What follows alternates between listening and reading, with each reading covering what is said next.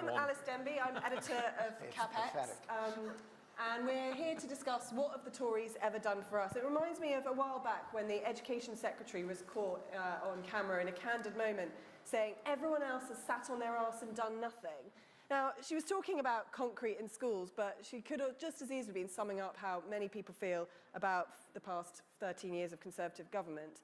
And on top of that sense of inertia in challenging some of the biggest problems this country faces, the government is now backtracking on things it had previously committed to, like net zero targets and HS2, which I imagine may well come up during the discussion.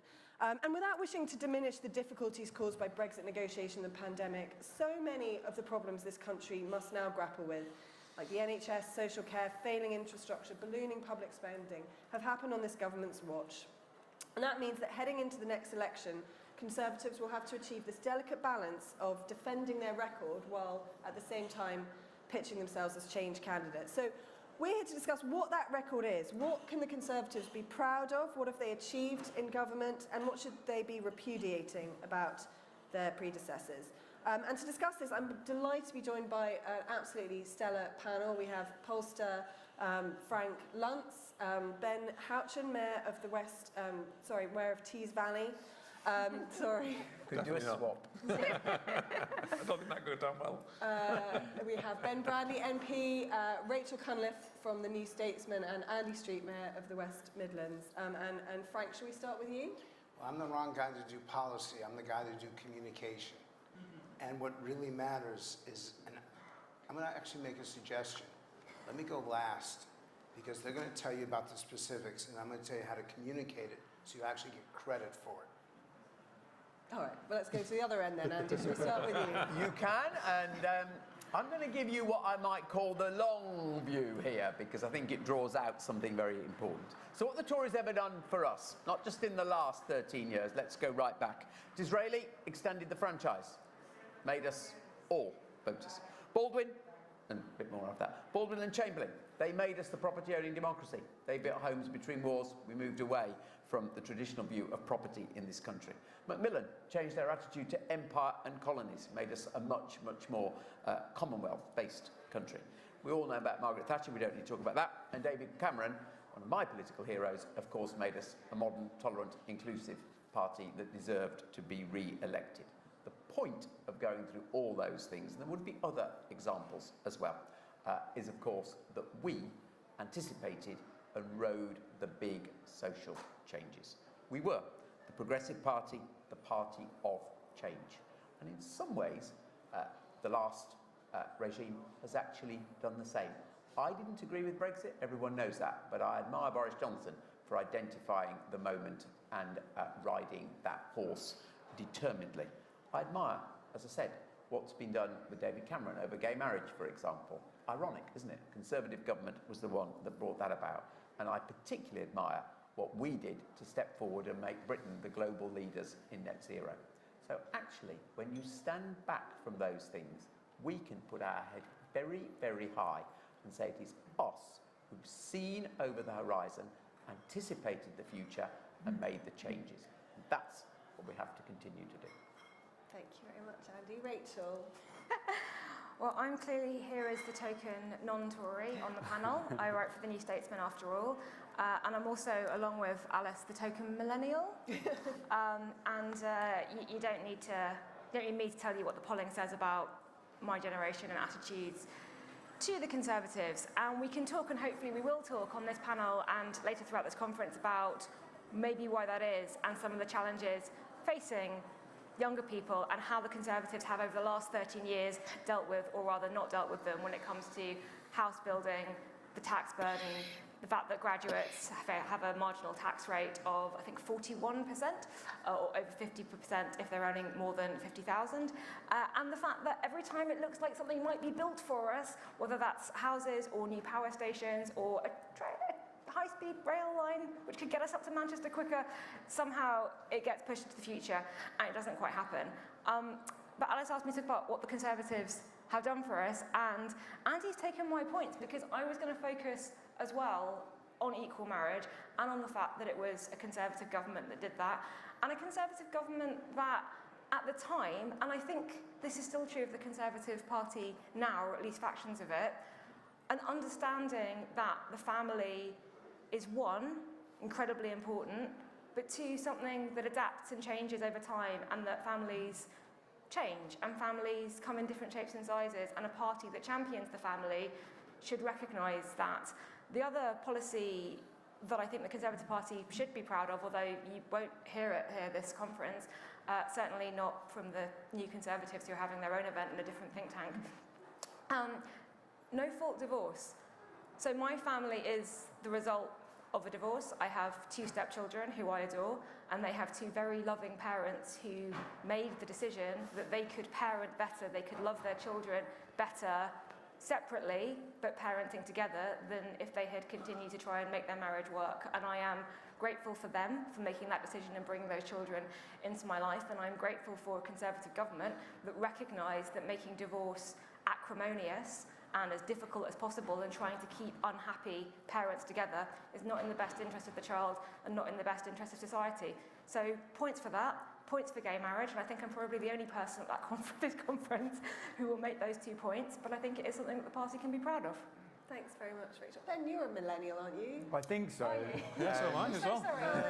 Yeah, it's just my time as a Conservative MP has made me look old. But no, I think there's a massive list, to be honest, and I got somebody in my office to write it down for me, and it's huge. But look, I think there's loads. So Brexit, right? Like it or loathe it, it's clearly yet to take full advantage of it in terms of the opportunity that it brings, but it is a huge shift in the way we govern ourselves and a chance for us to take back control, to coin a phrase, of the way that we manage our country and what we want it to be, and I think that's a hugely powerful and meaningful moment. I happen to represent a constituency that voted 71% leave, and for them it was a watershed moment in the way that we govern our country, and a really important one. I think we've shown incredible global leadership in recent years, particularly around Ukraine, in the way that we have supported in that conflict, in the way that we have led the world in many ways, despite our relative diminutive stature in the world. Actually, the support that we've given in that global conflict, because it is a global conflict, is something to be incredibly proud of.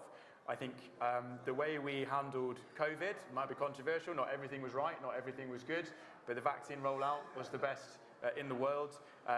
The fact that we'd left the European Union allowed us to deliver it. I think that the post-COVID economy actually is in better shape than most places. I think we came out of lockdown at a more appropriate time than most places, and if we had a Labour government, we'd still be in lockdown. So there is a lot, although it was challenging and difficult and unprecedented, a lot to be thankful for in that piece of work. I think with the climate conversation that often dominates a lot of policy conversation, actually we've led the world in that too. Our carbon emissions, our greenhouse gas emissions have halved. We have absolutely led the world in terms of the work we've done in that space, and continue to in all sorts of sectors. We've got huge fusion investment in my part of the world, and continue to drive forward that innovation, and it's going to be that, the investment, the technology, the innovation that helps us to fix that challenge. Britain is at the forefront of that. On the NHS, challenging though it may be, for every penny you put in, there is 10 quid's worth of extra demand on the system and the service, but it has never had more funding, it has never had more staff, and anyone who tries to tell you that we haven't supported it is making it up. I think the biggest thing though is the economy, and for my part of the world in particular, when you make the case, this goes back 13 years, right? We've not just been in government for the last 10 minutes, 13 years. When we inherited this country, the governance of this country in 2010, there was 8% unemployment, and our economy was in the bin. And we spent 5 years sorting that out. That was difficult. We were re-elected at the end of it, so we can't have done too bad a job, even though they're incredibly difficult decisions to make. Brought public sector spending back in line, created 4 times as many private sector jobs as we lost in the public sector, and grew the economy back to a decent position, even post-COVID, in a relatively decent position. Unemployment now 4%, not 8%. And those things are worth being incredibly proud of. The final thing I'll raise, hoping not to steal Ben's thunder, is the current shift in the way we manage our economy and the levelling up agenda. And people talk about it, sorry, I knew I would. But people talk about it as a phrase and a language. For my constituency, it's much more meaningful than that. We've had nearly 200 million quid of investment through levelling up and related funding in Mansfield, which is a coalfield, post-industrial constituency that's never had that, ever. You can go back to any point in history, we have never had that amount of central government support. And that is long-term change. You don't get all of that built overnight. But in the next 10, 15, 20 years, that will bear so much fruit for my constituents. Talks about the kind of green energy jobs that we're creating in my part of the world, the investment in public infrastructure and transport and skills that will mean kids in 10 years' time from now, from that investment, have opportunities that they just can't dream of now. And that is something to be incredibly proud of. So, you know, we are terrible sometimes at taking credit for the things that we have done, but I think there's an incredibly proud record of 13 years to stand on in many ways. Thanks very much, Ben. And Ben? Sorry. Nothing left to say now, Ben. I mean, there are a couple of very specific things that I think certainly over the last 13 years we should be proud of, and we should build upon actually, because often when you introduce new policy and we have new administrations, you often find some fantastic policies fall by the wayside, but we've done some really good things. A couple of those things: personal allowance. Increasing the personal allowance for people means that benefits everybody in society. They can keep more of their own money, and it disproportionately benefits people at the lower end of the employment scale, so people on lower wages. That means that alleviates the pressure on them, that allows them to put money back into their own pockets, to support their children and spend in our local community. And I think the direction of travel over personal allowance is a very strong one. And I know that was something echoed, I think, by Michael Gove in recent days. That's where we should be targeting ourselves and continuing to build on something that's very powerful to say to people, we need to let you keep more of your own money, disproportionately benefiting those people at the bottom end of the socioeconomic pyramid rather than the top 1% that often traditionally the Conservative Party gets tarred with that brush. That's been a very powerful thing that has cut through, particularly to people in places like Teesside who voted Conservative for the first time in 2019. They can see that benefits themselves personally.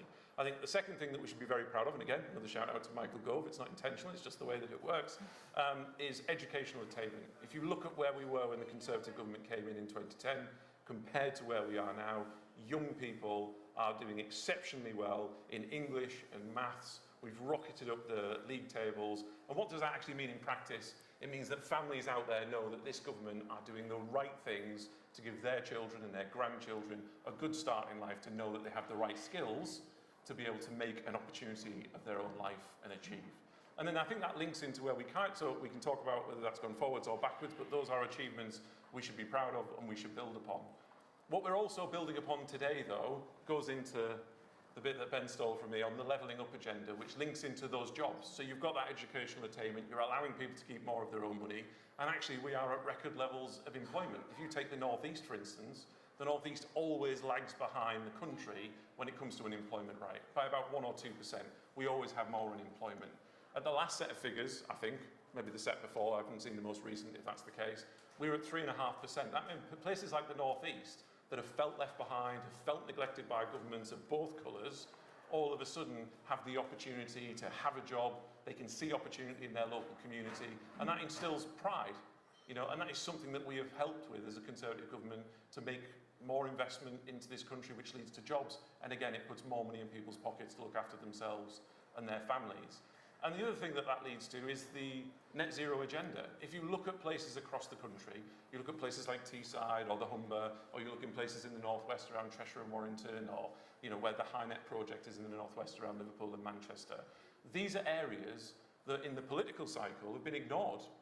Either because they've been solid Labour, so therefore Labour were never interested because they were guaranteed a win, or the Conservatives didn't bother because there was no chance.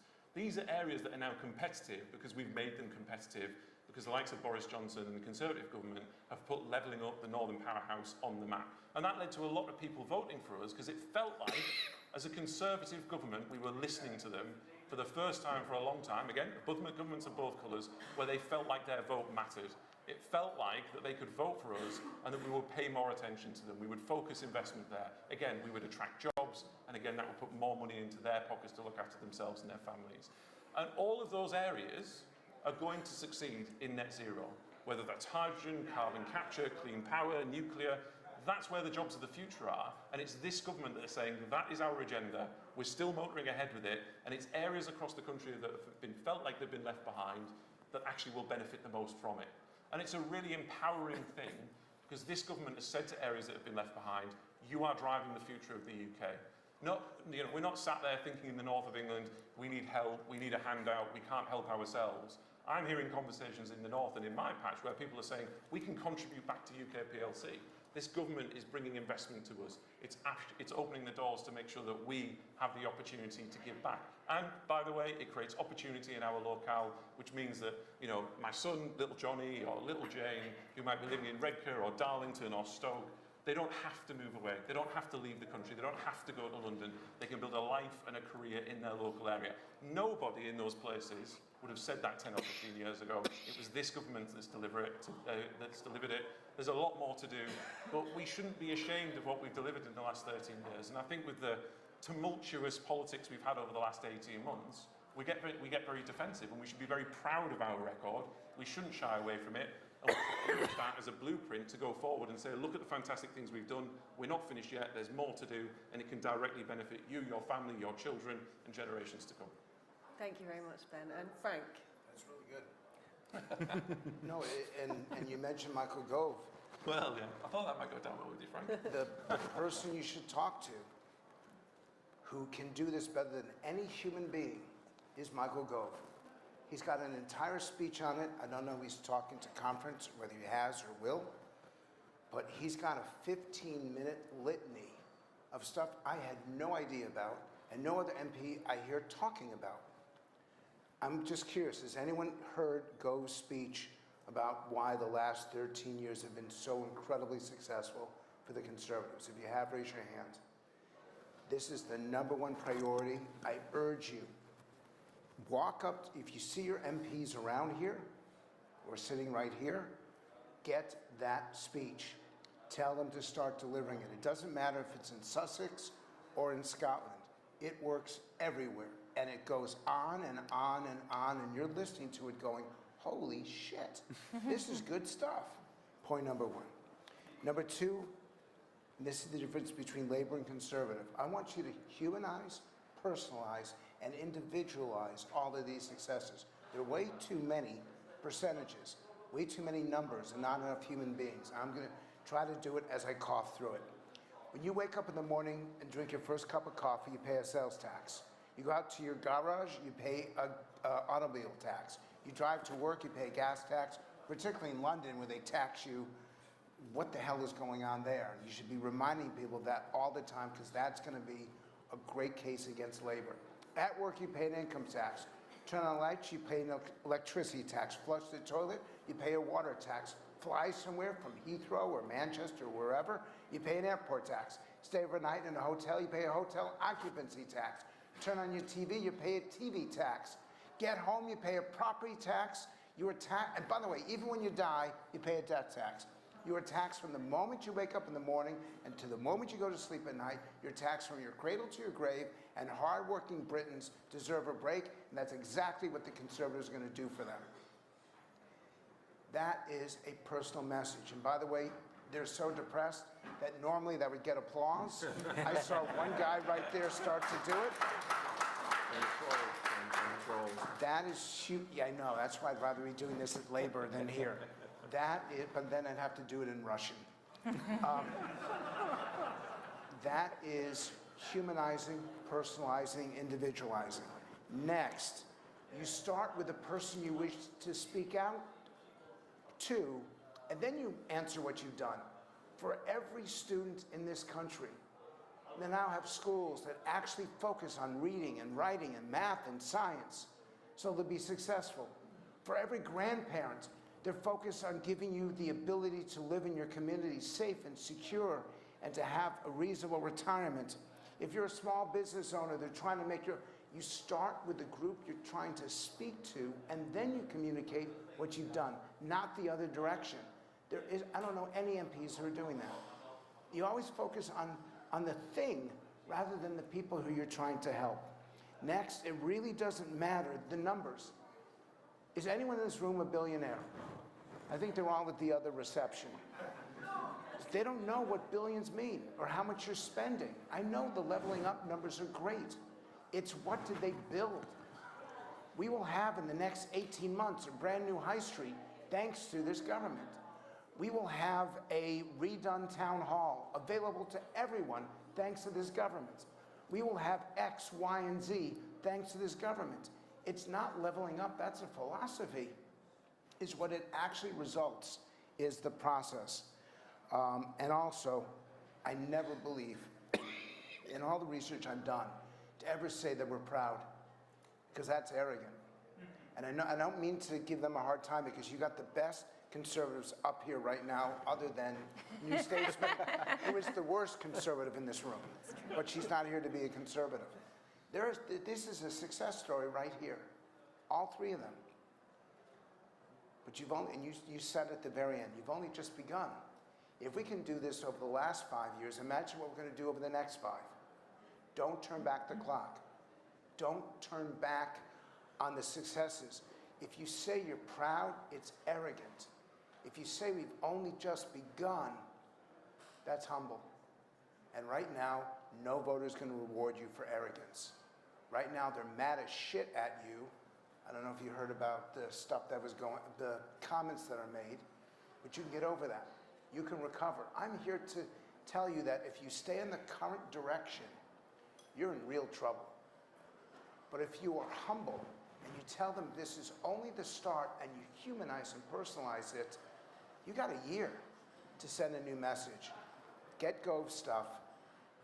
Make these people go across the country, not just in their own constituencies, because they know how to communicate and they know the record.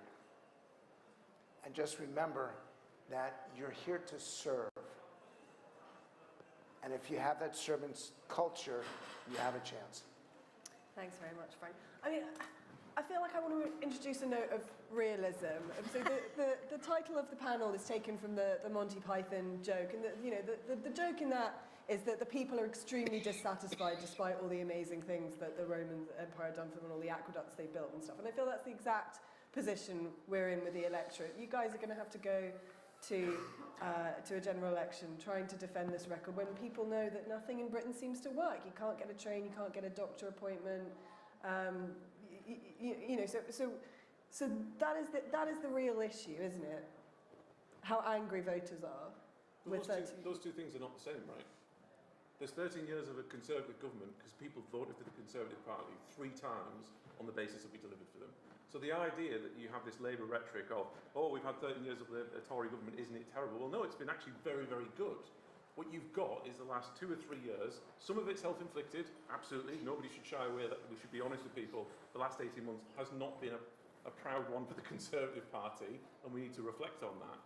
And you've also got to then demonstrate, well, actually, there are also things that are immediately outside of our control that we need to have an impact on, things like COVID, things like the war in Ukraine. I don't like the war in Ukraine as much as an excuse, but I think COVID in particular and the fallout of that is still significant. So again, it's not to say we've had 13 years of Conservative government hasn't been terrible. Well, the public don't think that. What we've had is a difficult 2 or 3 years. We need to get back on track. We need to remember what people voted for over the last 3 elections, revisit it, build upon it, and sell that to the country. Those are 2 very different things, and that's why we have to be positive in selling that vision, not to kind of hide behind, oh, well, we've had 13 years. The last couple of years have been difficult, but that doesn't mean it can't be rescued. So the way that you do that, because you guys are taking notes, is use the word imagine. Imagine where we would have been if there had been no COVID. Imagine where we would have been if there was no Ukraine.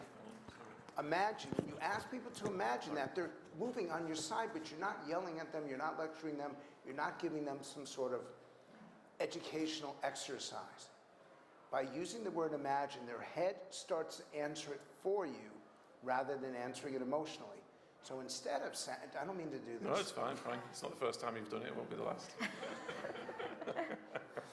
I'm mad at the Tories because I have 11 MPs coming to meet with my students tomorrow, and I have no place to meet with them.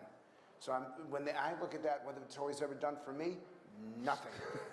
So I'm kind of pissed right now. And also, the people who are sitting in the back would not move up to the front, so I'm mad at you guys as well. And to last time I checked, you guys are conservative, so once again, I asked a favor.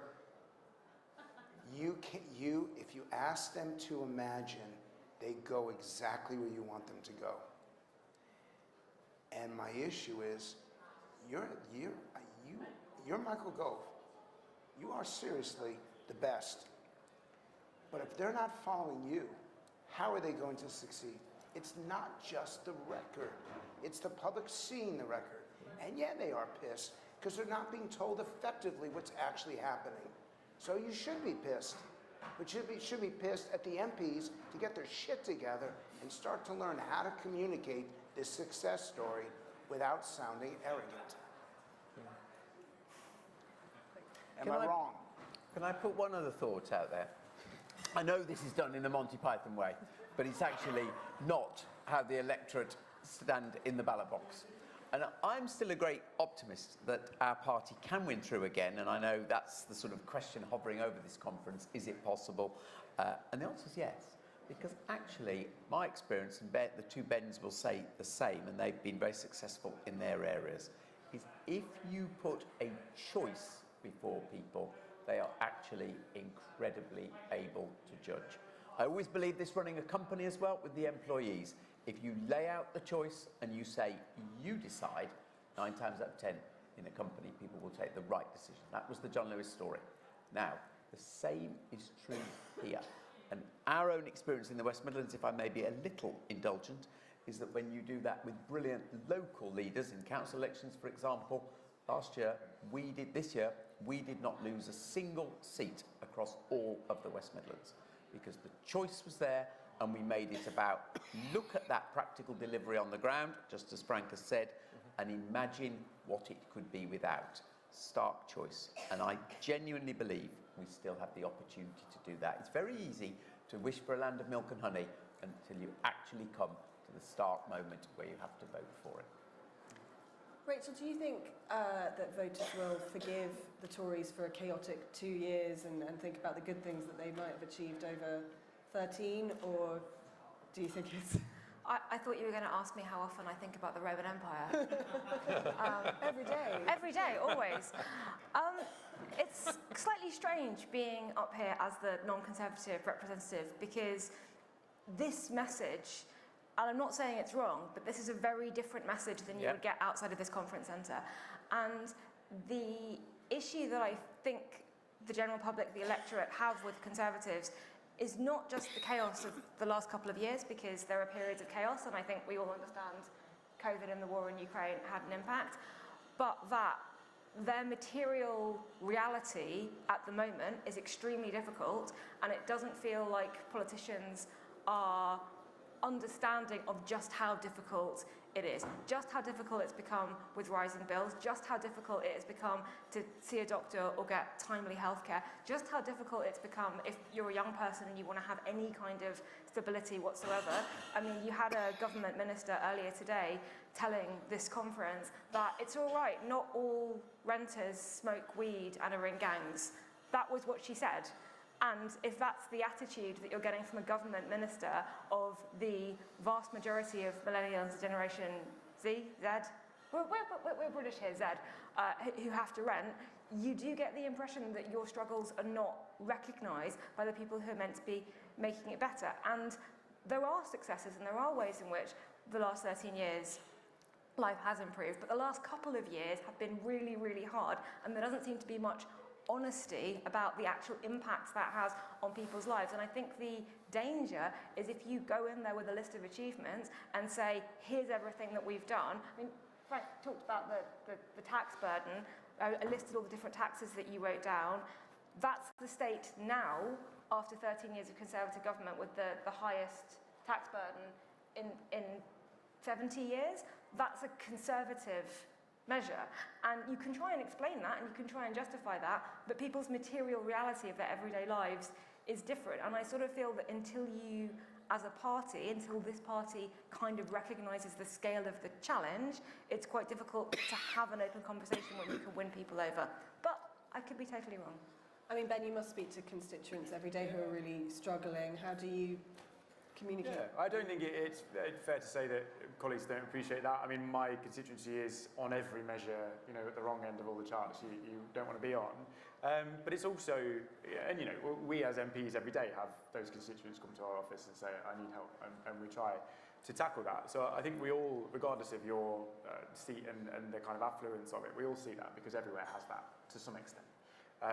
So I also think, although you try and tackle that, and we try and make the case nationally, and we try and make the case locally, as a council leader, I try and deliver the services locally to try and help with that. You know, huge amounts of support that we are delivering to support those people, whether that is holiday activity clubs or whether that is cost of living support. There's loads out there. If you look at the cost of living support that we have given over the last kind of 18, 24 months, it's arguably the biggest welfare intervention ever in history, aside from the furlough scheme, which was also us preventing lots of people being unemployed. So I don't buy into the argument that we don't recognise or do anything about it. I think the evidence is there that we do.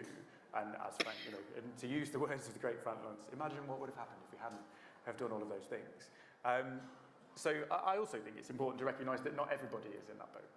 And I also get constituents come to me all the time and say, I want to go on holiday. That's my biggest thing I want to deal with. I want to buy a new house. I want to spend some money, actually. Everybody seems to be talking about how everybody's having this awful time. I don't think that represents people's day-to-day view of the world either. Some people, absolutely, and it has to be a focus on helping some people. I was at East Midlands Airport recently, and they said, our holidays, our flights have never been more expensive, and yet we've never been more busy. There's plenty of people out there with money to spend who want to go and do things. And the driver for us, and the reason I think that you have to focus on that positive narrative, and you have to, and we do locally, we all as individuals have a limited voice in the national picture and the national narrative, but certainly when I go and talk in my constituency, I want people to think positively about what we're doing. I want people both internally to feel good about the place they live. I want people externally to recognise that this is a good place, not just to live, but actually, certainly from these guys' perspective, a good place to come and invest your money and grow things and create jobs and opportunities. So there is no sense us, either as individuals or nationally, talking down the narrative. It's never going to change if you talk it down. I think we have to recognise those challenges. I think we've done an awful lot to recognise and to support people through all sorts of costs and a difficult 2 years. Some of it our own making, some of it, most of it not. Everybody's been tackling those challenges. We'll be realistic about that. But actually, there are some hugely positive things and opportunities. We're getting these powers in the East Midlands as well. And Ben talked about some of the opportunities of jobs and growth and clean energy and the kind of skills in sectors that kids in my constituency have never dreamed of, jobs that haven't existed since the industry shut 30 years ago, the kinds of things that living in an estate in Mansfield you wouldn't even know existed that are now coming to their doorstep. That's hugely exciting, and there's so much to buy into about that. That we have got to be proud of it, we've got to be positive about it. That doesn't mean to say that you don't help people where they need help. I think as well, sorry to keep jumping in, apologies, but Andy's point was really, really important, because what we're doing at the moment is having a conversation about one side of the story. Because let's be frank, the best thing that the Labour Party have done in the last 2 years is just shut up and said nothing. Yeah. And what we've seen over the last month, I think, is a bit of exuberance from the Labour Party.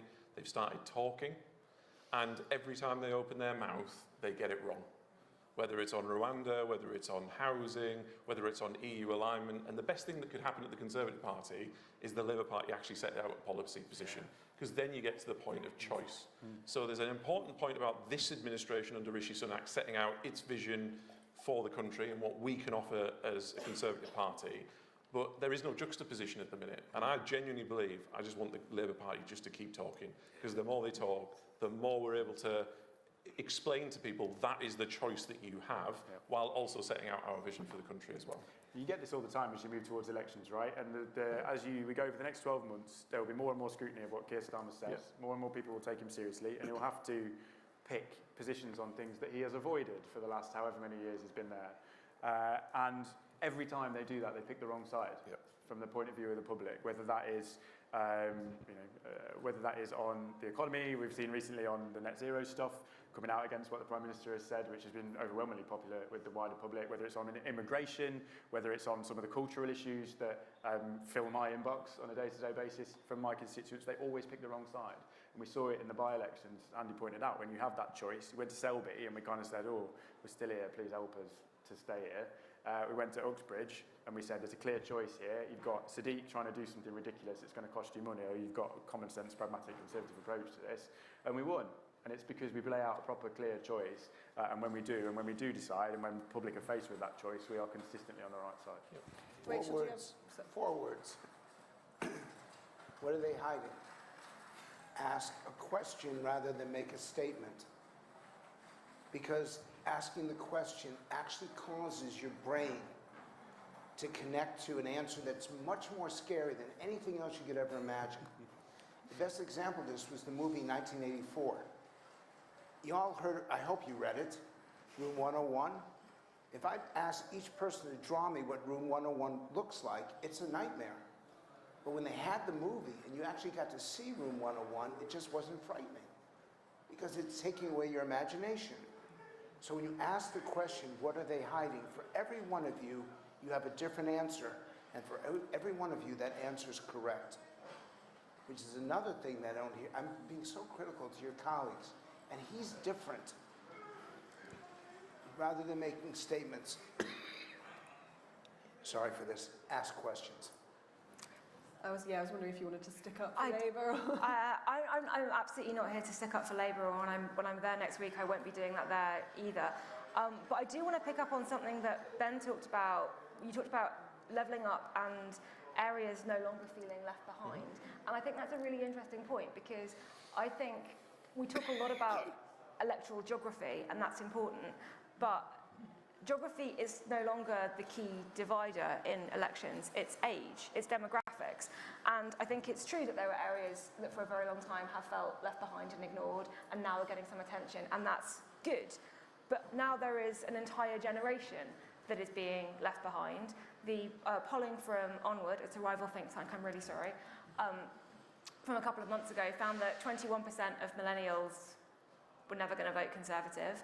The most recent poll, which was YouGov, found that in the 18 to 24-year-old bracket, and okay, you might say those people don't vote, but 18 to 24, it was 1% wanted to vote Conservative.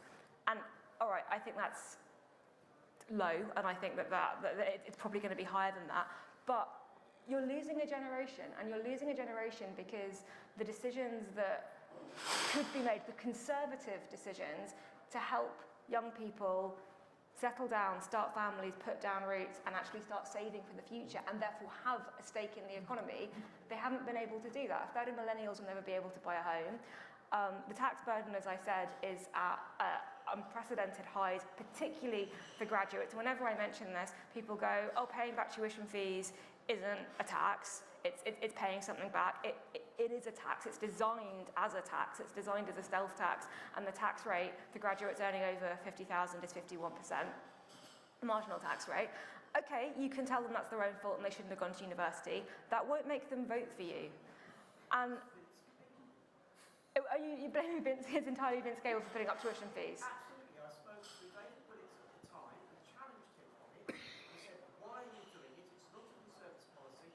And he said to me, because Vince has told me I've got to do it. So you imagine what your life would be like now if we had won the 2010 election and Vince Gale had not been able to do that. I mean, I'm flattered that you think I'm young enough that the change in tuition fees affected me.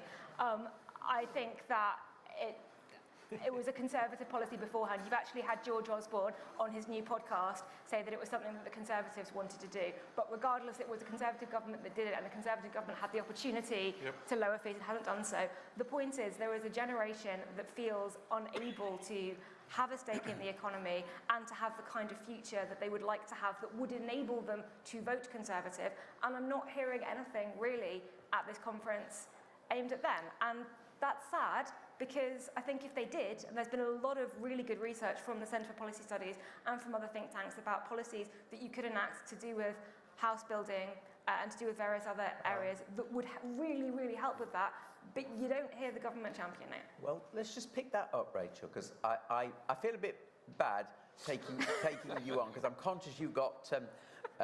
I'm not sure why Alys asked me to be here. You're 3-1 down, because we'll give Frank the benefit of the judgment that you're neutral, so we'll wait to see. I don't know if that's true. But your point, though, illustrates one of the challenges, because you've said twice that the government has failed to build houses, and that's just accepted wisdom, and young people feel let down by that. The facts are exactly the opposite. So this government has doubled the rate of house building since the last Labour government, not just in 1 year where we can choose the numbers, but over, let's say, a 10-year time. But I suspect if we polled 100 people standing on Birmingham New Street Station tonight, 99 of them would get that wrong.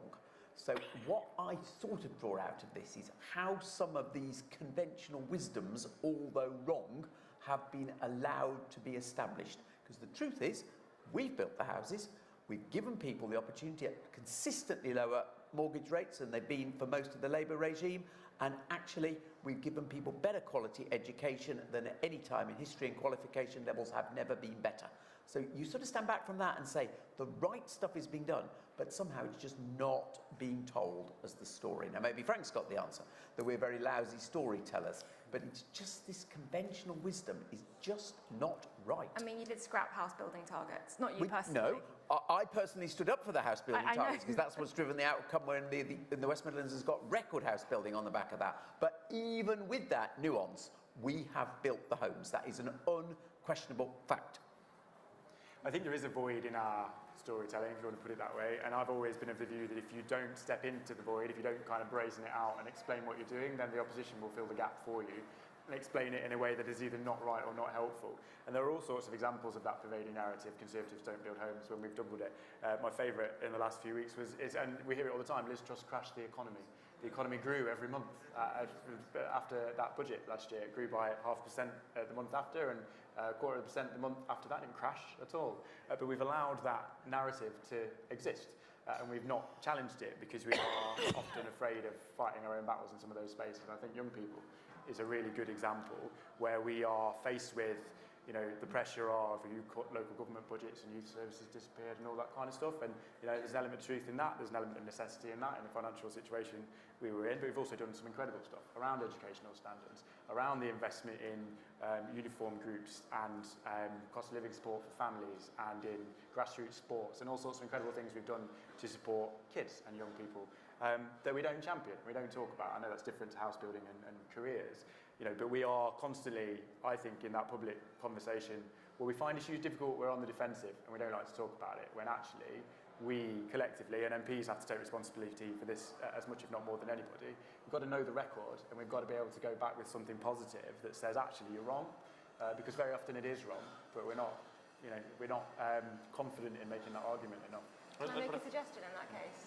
Because all of that stuff I think is things that you should talk about more and that would help win over that particular demographic.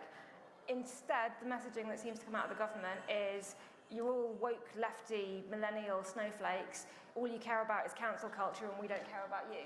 And I understand that might not be what the government has actually done, but that's certainly the message that it puts out. Universities only really seem to get mentioned when it's some students behaving in a way that whatever education secretary happens to have the role for that particular 5-minute period doesn't like. You're building a message that you do not care about those voters because those voters have silly woke views and you don't want to win them over, rather than championing the things you could actually do to make their lives better. I still think there's a huge geographical element in that, so I appreciate that, and there are narratives that would be better and stories we can tell, but I also think that's still very geographically focused. 11% of kids in my constituency go to university. The message around universities is not going to be what brings kids in Mansfield on side, because it's not their life, it's not what they're engaged in. They're going into work, they're getting practical skills, they're in manufacturing, they're in engineering, they're working. But half of young people do go to university. But also, university students are not also a homogenous blob, and that there is an oversimplification that the government are talking to every single university student. They're not. I mean, there is a valid cultural argument to have, and I don't think that is solely focused to university students. I think I agree with what you're trying to say, though, Rachel, in that I think politically I've always taken the view that you have to highlight the record, right? Because you have to show people you've done something. You know, that credibility point is really important, I think, for the public, as to do you have credibility for us to listen to the message you're trying to give. I think, and tell me if I'm wrong, Rich, I don't want to speak for you, but I think what you're trying to say, and what I think you're saying, is that you can't just rely on that, and you forever have to reinvent yourself of your new offering. And I don't think, as a politician, you ever get thanked or given real credit, or you can never bank what you've done in the past. You know, the public is quite an insatiable beast. It always wants feeding, it always wants more, and rightly so. So you have to pair that record of delivery and the things that we've done with a continuously refined new offering, because people always want more. And I think what's happened is, and to be frank, I've said this publicly over the last couple of days, I think what the public are crying out for, and particularly that 3rd to 35% of voters who are undecided at the minute, they are looking for an offering from the Conservative Party, and that's what the Prime Minister and a Rishi Sunak Conservative Party needs to set out, to say, look, we've got this record, but this is what we're going to do on house building, this is what we're going to do for jobs, this is what we're going to do for young people. And I think the public are waiting for that, and hopefully we'll hear more of that later this week, because I do think that's an important part of the message that we need to give. Thanks. I want to take some questions from the audience. Look, we don't have that much time, so I'm going to do 2 at a time. Put your hands up if you want to ask a question. Gentleman here, and another one over there. So I'm interested in how you think the Conservatives should talk about their sort of record on three key long-term things that are big themes at the moment. So energy policy. It's hard to look at your energy bill and feel like Conservative energy policy over the last 13 years has been a success in terms of doubling down on gas and not investing in nuclear or similar. So how do you talk about defend that while looking to the future? Similarly with house building, again looking at housing affordability, it does feel like we've got a failed consensus on planning, a way we build homes. And again with the NHS, obviously despite investment, it feels like the way we're doing that, there's something that's broken and it's not working. And so I guess particularly on that theme of stuff that feels broken to the public in terms of the way that politics are doing stuff, how do you speak honestly about that while presenting a different vision? I just want to make a comment on the perception about housing. My area of northwest London, there's enormous amounts of flats being built. But people say on the street, who are they being built for? And then they hear 600,000 net immigrants coming in. And that's the perception people have. They're being built for the immigrants, on top of which is reinforced by the number of boat people coming across being put up in 3rd and 4-star hotels. And the seaside resorts, the poor ones, are being flooded with these people. I have a friend who runs a hotel group. He's been approached and he told them to get lost. And, it'll just destroy the hotel trade. Who wants to take that? So I think first on the narrative points, I think on the energy stuff, actually, I think there's a really positive story to tell in the sense of recognising that the infrastructure hasn't been there, right? There's a huge energy security issue. We've been too reliant on other countries around the world, not least Russia. But recognising that and doing something about that is hugely important, and that's exactly what we've done. So we've supported people with those cost of living challenges around bills, and we continue to do that. But in the meantime, in the longer term change, is that investment in clean energy and the things we've talked about, in our energy security and in the infrastructure that we create in the UK. The East Midlands is massively at the heart of that opportunity. We've got hydrogen, we've got fusion, we've got modular nuclear, we've got all sorts going on that will create jobs and growth and opportunities, as well as provide that energy infrastructure for the future. So there's a really positive story, I think, in that space, recognising that the infrastructure hasn't been historically where it should be, but I think we're figuring that one out. The health service is a really tricky one. Frank will probably tell me off for this in terms of narrative, but I tend to be honest with my opinion when people ask me about this, and just say I am of the view that you cannot have a situation where demand continues to exponentially grow, and no matter how much money you put in at that angle, the demand grows at that angle, and it's not sustainable. And so at some point, there has to be a conversation that says, what is the NHS for? It was really interesting in the leadership contest, Kemi Badenoch asked this question about government. What is government for? What is it we're actually trying to deliver, and how do we focus on those things? And to some extent, if you want to fund stuff properly, you want to make it sustainable, how do we get rid of all the other stuff that we don't need to be doing as a Conservative government that shouldn't be meddling in every element of everybody's lives? And I tend to have a conversation with residents that on the NHS that accepts actually the system doesn't work, because I don't think anybody thinks it does. And me standing there and saying that it's brilliant isn't going to convince everybody. We can talk about the support and the funding and everything that we've done to try and make it viable and to try and help people access it, all the work we've done around GPs and different skill sets to try and get you in to see a doctor. All that stuff is brilliant, but fundamentally we're going to have to make a much bigger change to the health service. And I think the future answer to that is, I think the Conservative Party is the only party that's going to be willing to have that difficult conversation and do that. I think the NHS will chuck more, the Labour Party will chuck more money at it forever and ever and ever, and it will never work.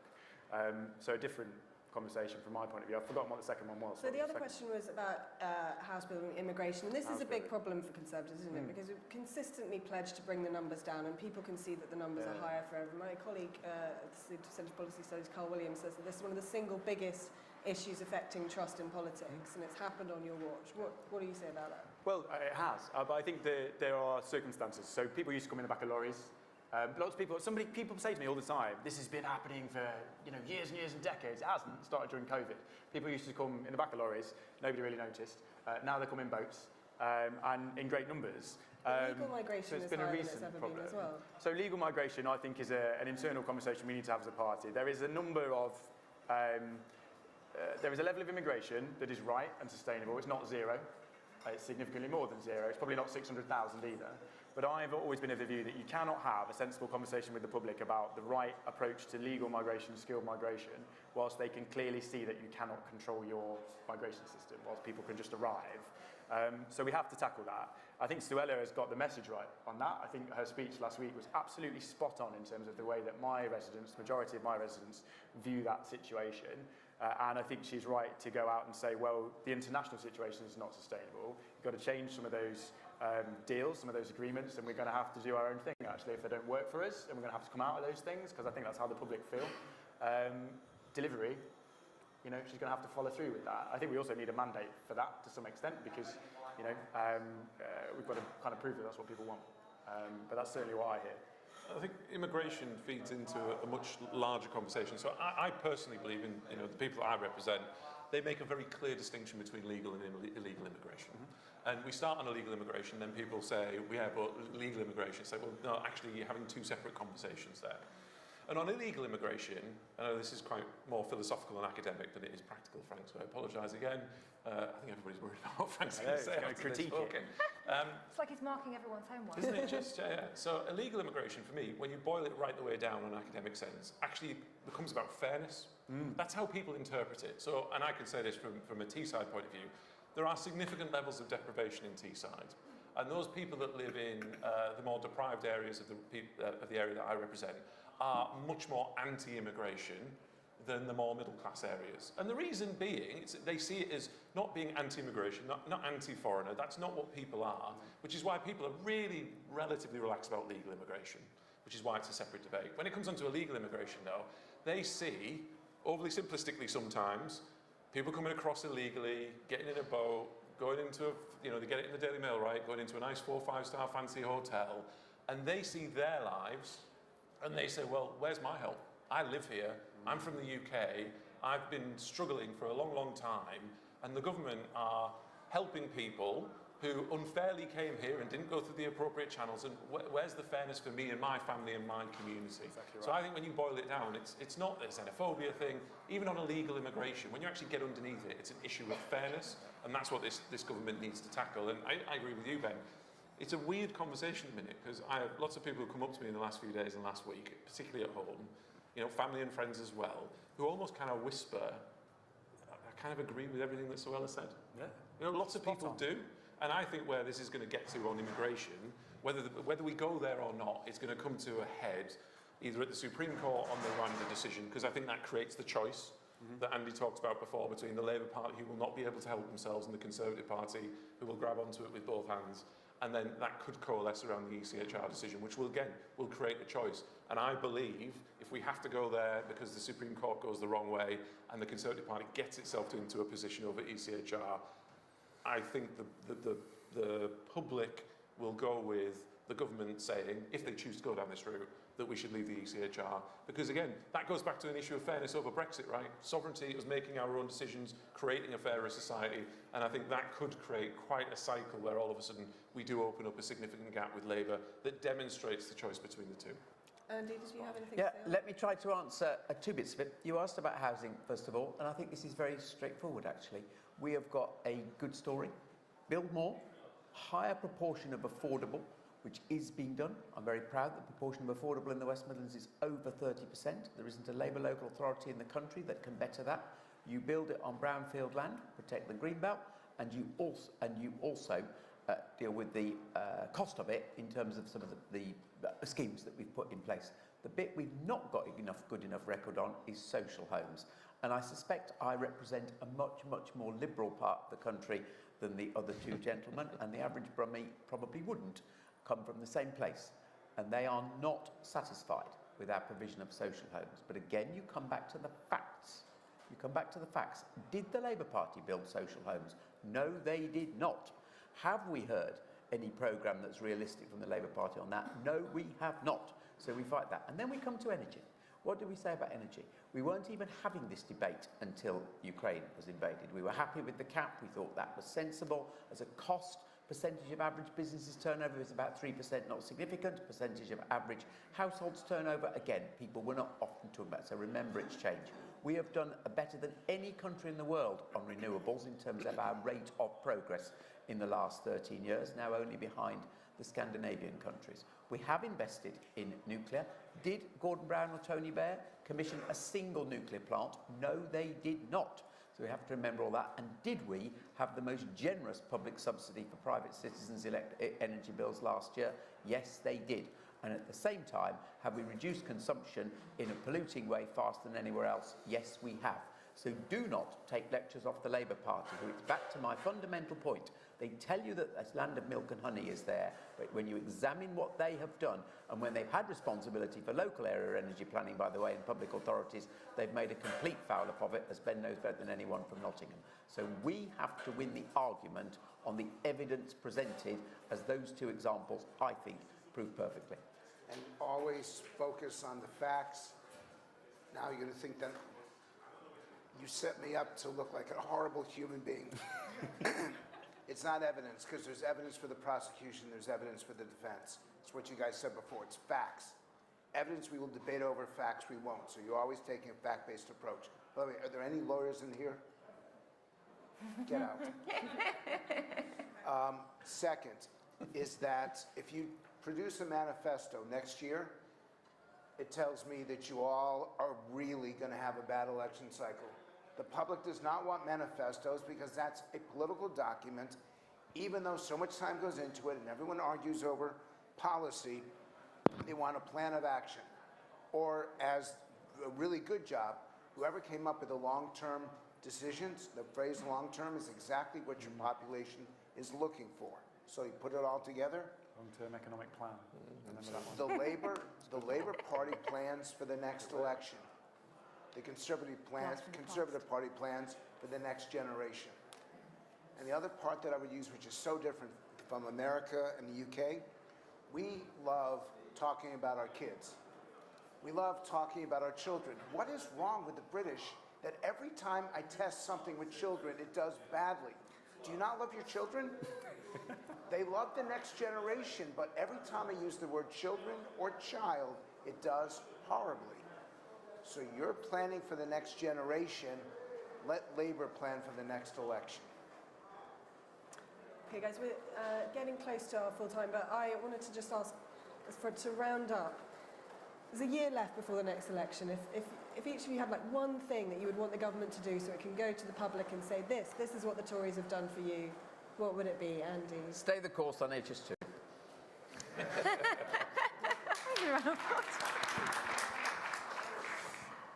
I mean, I'm clearly here, apparently, as the opposition, even though I'm not. But I take Frank's point and go for children and childcare. And I know the Chancellor did that and announced it. I also know that it's in doubt. And seemingly, no Conservative wants to talk about it. No Conservative wants to talk about the fact that you are at least trying to make it slightly more affordable to have children in this economy. Talk about that more, because that's the thing that a lot of young people really, really, really care about, and they're not hearing about it. Selfishly, on a more local level, I guess, I want really clear and continued support for some of the amazing opportunities that we're drawing in our region. Some of the clean energy stuff I've talked about, some of the infrastructure stuff that I've talked about that's really exciting, the kind of stuff that, as I've said, kids in my constituency have never dreamed of, have never seen from where they are. They've never left their estate and never had those opportunities. They're coming to our doorstep in a lot of different ways. So certainty around that, continued investment around that, and then I've got a story to tell. I would encourage the very small number of Conservative MPs who seem to be using conference and the recent months to cause difficulty to Rishi Sunak and this government to shut up, get out of the way, and let Rishi Sunak set a vision for this country that people will be able to buy into and see a better future with a Conservative government at the next election.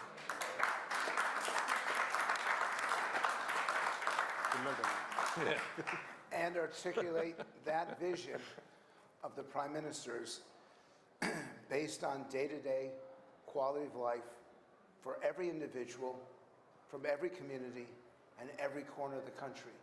Every 3 times. Every individual, every community, every corner of the country.